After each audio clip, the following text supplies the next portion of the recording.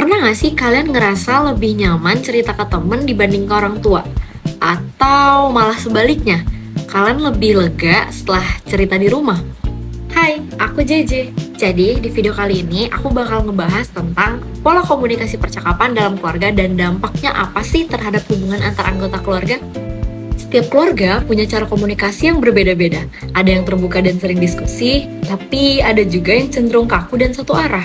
Nah, dalam pembahasan ini, kita bakalan fokus pada pola komunikasi percakapan, yaitu pola yang menekankan keterbukaan, komunikasi dua arah, dan kebebasan menyampaikan pendapat.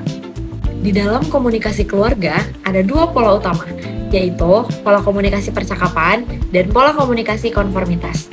Pola komunikasi percakapan menekankan keterbukaan dan diskusi, sementara pola komunikasi konformitas menekankan kesamaan pendapat dan kepatuhan. Semakin tinggi pola percakapan dalam keluarga, biasanya hubungan dalam sebuah keluarga itu bakalan terasa jadi lebih hangat dan lebih terbuka.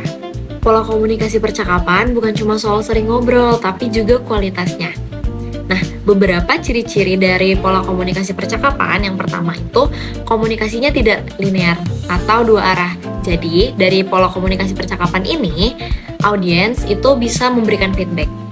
Kemudian yang kedua, orang tua tidak hanya menasihati, tetapi di sini posisi orang tua juga mendengarkan. Kemudian yang ketiga, anak merasa aman untuk berpendapat. Jadi di sini anak tidak hanya dimarahi atau dinasihati, tetapi anak juga bisa mengungkapkan atau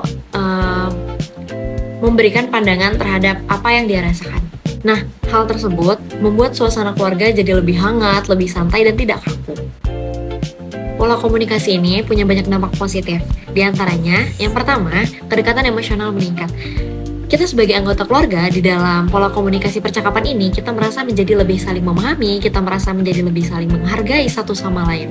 Kemudian yang kedua, kesehatan mental lebih baik. Kenapa demikian?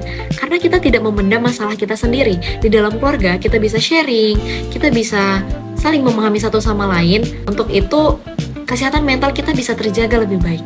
Kemudian yang ketiga, rasa percaya diri meningkat. Kita sebagai anak menjadi lebih berani ketika kita berbicara di luar rumah, karena kita merasa di dalam keluarga saja kita sudah dihargai. Jadi kita merasa lebih percaya diri untuk bisa berbicara di luar rumah. Kemudian yang keempat, melatih berpikir kritis. Karena dalam pola komunikasi percakapan ini, kita terbiasa pastinya berdiskusi dan melihat dari berbagai sudut pandang. Contohnya seperti apa sih dalam kehidupan sehari-hari? Di sini, aku mengambil keluargaku sebagai contoh. Orang tuaku tidak hanya memberikan aturan terhadap anak-anaknya, tetapi mereka juga memposisikan dirinya sebagai teman bercerita untuk anak-anaknya. Dengan begitu, aku merasa nyaman untuk terbuka. Bahkan ketika aku lagi punya masalah, aku nggak takut buat dihakimi, karena aku ngerasa orang tuaku lebih memilih mendengarkan aku sebelum mereka memberikan pendapat. Nah, sebenarnya hal ini yang membuat hubungan keluarga terasa lebih hangat dan penuh kepercayaan. Tapi memang tidak semua keluarga seperti itu. Ada juga keluarga yang komunikasinya cenderung satu arah atau linear, di mana orang tua lebih memberi perintah dan anak jarang diberikan kesempatan untuk berbicara. Akibatnya, anak merasa lebih kurang nyaman untuk bercerita, lebih memilih teman daripada keluarga untuk tempat cerita, terus hubungan keluarganya juga lebih renggang. Ini menunjukkan bahwasannya komunikasi itu sangat berpengaruh pada keharmonisan sebuah keluarga. Kemudian, aku di sini sedikit membahas mengenai tantangan di era digital. Di era digital sekarang, komunikasi keluarga juga menghadapi tantangan. Gadget sering membuat anggota keluarga sibuk dengan dunia masing-masing, meskipun sedang berada di rumah yang sama. Ada yang pernah ngalamin hal yang sama nggak sih? Solusi sederhana yang bisa kita lakukan, yang pertama, kita mungkin bisa mencoba untuk makan bersama tanpa gadget. Aku sudah menerapkan hal ini di keluargaku.